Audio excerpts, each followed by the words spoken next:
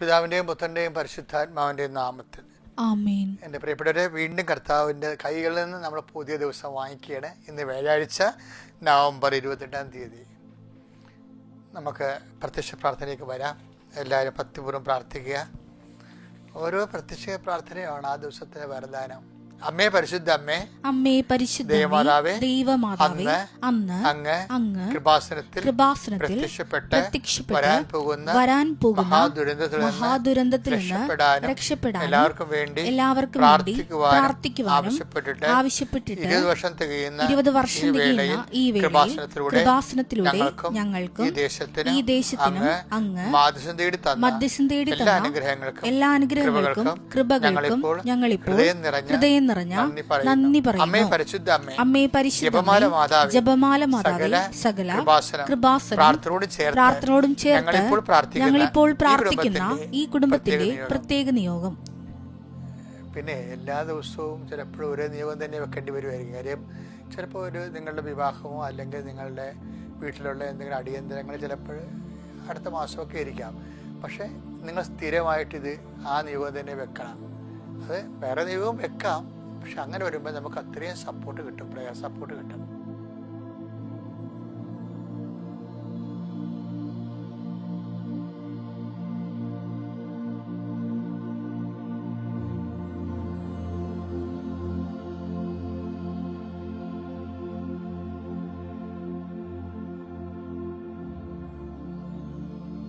അമ്മയുടെ പ്രത്യക്ഷീകരണത്തിന്റെ ഈ ദ്വാദശക വേളയിൽ ഞങ്ങൾക്ക് സാധിച്ചു തരുവാൻ കനിയണമേ. വിശ്വാസ പ്രമാണം.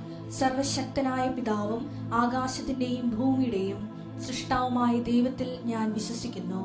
അവിടുത്തെ ഏകപുത്രനും ഞങ്ങളുടെ കർത്താവുമായ ഈശോ മിശിഹായിലും ഞാൻ വിശ്വസിക്കുന്നു.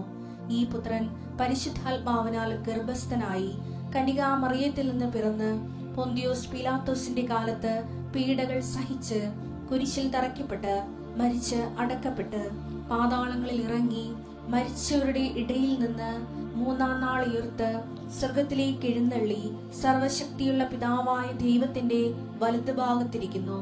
അവിടെ നിന്ന് ജീവിക്കുന്നവരെയും മരിച്ചവരെയും വിധിക്കുവാൻ വരുമെന്നും ഞാൻ വിശ്വസിക്കുന്നു. പരിശുദ്ധാത്മാവിലും ഞാൻ വിശ്വസിക്കുന്നു. വിശുദ്ധ കത്തോലിക്കാ സഭയിലും പുണ്യവാന്മാരുടെ ഐക്യത്തിലും പാപങ്ങളുടെ മോചനത്തിലും ശരീരത്തിന്റെ ഉയർപ്പിലും നിത്യമായ ജീവിതത്തിലും ഞാൻ വിശ്വസിക്കുന്നു. ആമേൻ. സുഖസ്ഥനായ ഞങ്ങളുടെ പിതാവേ, അങ്ങയുടെ നാമം പൂജിതമാകണമേ. അങ്ങയുടെ രാജ്യം വരണമേ.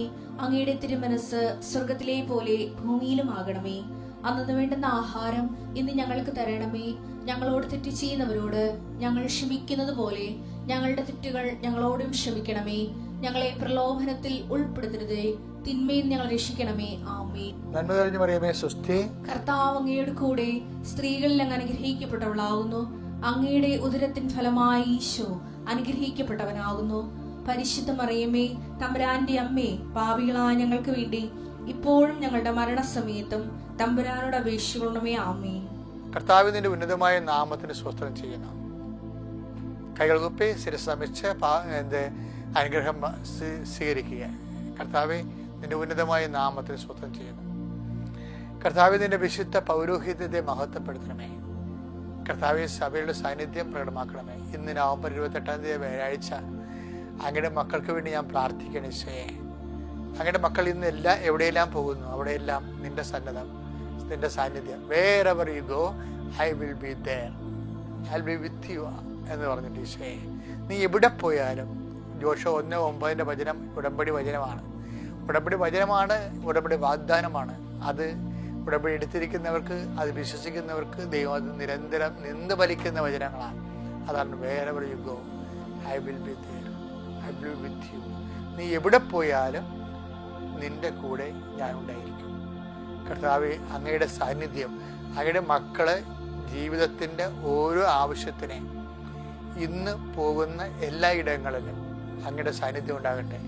ഇന്ന് ഞങ്ങളുടെ കുടുംബത്തിൻ്റെ നിലനിൽപ്പിന് വേണ്ടി, ജീവിതത്തിൻ്റെ നിലനിൽപ്പിന് വേണ്ടി കണ്ടുമുട്ടുന്ന ഓരോ വ്യക്തികളിലും അവരുടെ ഞങ്ങളുടെ സംഭാഷണ മധ്യേ കർത്താവെ, നിന്റെ സാന്നിധ്യം പ്രകടമാകണമെന്ന് പ്രാർത്ഥിക്കുന്നു. കർത്താവെ, എന്ത് നടക്കാത്ത കാര്യമായാലും എന്ത് ചെയ്തു തരാൻ ബുദ്ധിമുട്ടുള്ള വിഷയമായാലും കർത്താവ് നീ പറഞ്ഞല്ലോ നിന്റെ ഭാരം ലഘുവാണെന്ന്. അതുപോലെ കർത്താവ് നിന്റെ ഭാരമാക്കി ഞങ്ങളുടെ ഭാരത്തെ മാറ്റണമെന്ന് പ്രാർത്ഥിക്കുന്നു. അപ്പോഴത് ഓട്ടോമാറ്റിക്കായിട്ട് ലഘുവായി മാറും. കർത്താവ് നിന്റെ മക്കൾക്ക് വേണ്ടി പ്രാർത്ഥിക്കുകയാണ്. അവിടെ ഇന്നത്തെ ഭാരങ്ങൾ നീ ലഘുവാക്കണമെന്ന് പ്രാർത്ഥിക്കുന്നു. നിന്റെ സ്നേഹം കൊണ്ട്, നിന്നിലുള്ള ഞങ്ങളുടെ വിശ്വാസം കൊണ്ട്, നിന്നിലുള്ള ഞങ്ങളുടെ ആശ്രയങ്ങൾ കൊണ്ട് ഞങ്ങളുടെ ജീവിത ഭാരം നിന്റെ നാമത്തിലെ ലഘുവാകട്ടെ എന്ന് ഈശോനാമത്തിൽ പ്രതീക്ഷിക്കുന്നു, പ്രത്യാശിക്കുന്നു, ഈശോനാമത്തിൽ കൽപ്പിക്കുന്നു. ദൈവത്തിൻ്റെ കരുണ നിന്നെ ആവശ്യിക്കട്ടെ. നിന്റെ തീരുമാനങ്ങൾ, ഇന്നത്തെ ദിവസത്തെ തീരുമാനങ്ങൾ കർത്താവ് പൂർണ്ണമായി ഏറ്റെടുക്കട്ടെ എന്ന് പ്രാർത്ഥിക്കുന്നു. കർത്താവിൻ്റെ ചൈതന്യം നിങ്ങളിലേക്ക് ആവശ്യിക്കട്ടെ. അടിപ്പിണർ പോലെ വൈതാക്കാലം പോലെ ദൈവികമായ കർത്താവ് ഇരുണ്ടുപോയ മനസ്സുകളെ കർത്താവെ മനസ്സിന് വിഷമം ഉണ്ടാക്കുന്ന സാഹചര്യങ്ങളുള്ളവരെ, ജീവിതത്തെ ഹൃദയത്തിന് ഭാരമുള്ളവരെ, കർത്താവ് ആരും സഹായിക്കാൻ ഇല്ലല്ലോ, ഞാൻ ഒറ്റയ്ക്ക് എന്ത് ചെയ്യും എന്ന് വിചാരിച്ചുകൊണ്ട് വിഷമിക്കുന്നവർ, അവരെല്ലാം നീ ശക്തിപ്പെടുത്തണം. അമ്മേ, പരിശുദ്ധ അമ്മേ, കുരിശിന് ചുവട്ടിൽ നിന്നത് ശക്തിയാലാണ് നിന്നത്, നീ ധൈര്യത്താലാണ് നിന്നത്. നിന്നെ ശക്തിപ്പെടുത്തി ധൈര്യപ്പെടുത്തിയ അതേ ആത്മാവിൻ്റെ ശക്തിയാൽ ഏത് കുരിശിന് ചുവട്ടിൽ നിൽക്കുന്നവരെ ഇപ്പോൾ ബലപ്പെടുത്തണമെന്ന് പ്രാർത്ഥിക്കുന്നു. എൻ്റെ കർത്താവിൻ്റെ ഉന്നതമായ നാമത്തിൽ, സഭയുടെ അധികാരത്തിൽ, കുരിശിൻ്റെ അടയാള ദൈവശക്തിയാൽ നീ ബലപ്പെടട്ടെ, നീ ശക്തി പ്രാപിക്കട്ടെ, നീ സൗഖ്യം പ്രാപിക്കട്ടെ, നിനക്ക് സമാധാനം കൈവരട്ടെ. God infuse the spirit of power and grace. എൻ്റെ പ്രിയപ്പെട്ടവരെ, നമ്മൾ ഇന്ന് അവർ ഡെയിലി ബ്രെഡിലെ അന്ന് വേണ്ട ആഹാരത്തിൽ അനുദിന പ്രാർത്ഥനയിൽ അനുദിന പ്രാർത്ഥന ഇപ്പം കഴിഞ്ഞത്. ഇനി ഇതിനകത്തുള്ള വചനമാണ് ഡെയിലി ബ്രെഡ് എന്ന് പറയുന്നത്. അവർ ഡെയിലി ബ്രെഡിൽ നമ്മൾ ഇന്ന് വായിക്കാൻ പോകുന്ന വചനം ലൂക്കായുടെ സുവിശേഷം 8:16. ആരും വിളക്ക് കൊളുത്തി പാത്രം കൊണ്ട് മൂടുകയോ കട്ടിലിനടിയിൽ വയ്ക്കുകയോ ചെയ്യുന്നില്ല. ലൂക്കാ സുവിശേഷം 8:16. ആരും വിളക്ക് കൊളുത്തി പാത്രം കൊണ്ട് മൂടുകയോ കട്ടിലിനടിയിൽ വെക്കുകയോ ചെയ്യാറില്ല. മറിച്ച് അകത്ത് പ്രവേശിക്കുന്നവർക്ക് വെളിച്ചം കാണാൻ അത് പീഠത്തിന്മേൽ വയ്ക്കുന്നു. സാധനം നമുക്കറിയാമല്ലോ, വിളക്ക് കെടുത്തുമ്പോഴാണ് യഹൂദ പാരമ്പര്യം അനുസരിച്ച് ഒരുതരം ഗ്ലാസ് പോലെ പാത്രം കൊണ്ട് മൂടുക. ഇപ്പോഴും അങ്ങനെ ചെയ്യുന്ന ആൾക്കാരുണ്ട്. പണ്ടൊക്കെ നമ്മുടെ പല പള്ളികളിലൊക്കെ ആൾത്താരയിൽ തിരി കത്തിക്കുമ്പോൾ ഒരു കപ്പേര്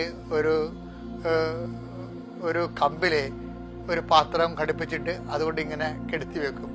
വിളക്ക് കെടുത്തുന്നതിനാണ് ആൾക്കാർ കെട്ട വിളക്കാണ് കട്ടിലടി വെക്കേണ്ടത്, പാത്രം കൊണ്ട് മൂടുന്നത്. പക്ഷെ കത്തിച്ച വിളക്ക് അങ്ങനെയല്ല ചെയ്യേണ്ടത്. ഇത് നമുക്കിത് പ്രാധാന്യം വഹിക്കണം എന്താണെന്നറിയാവോ?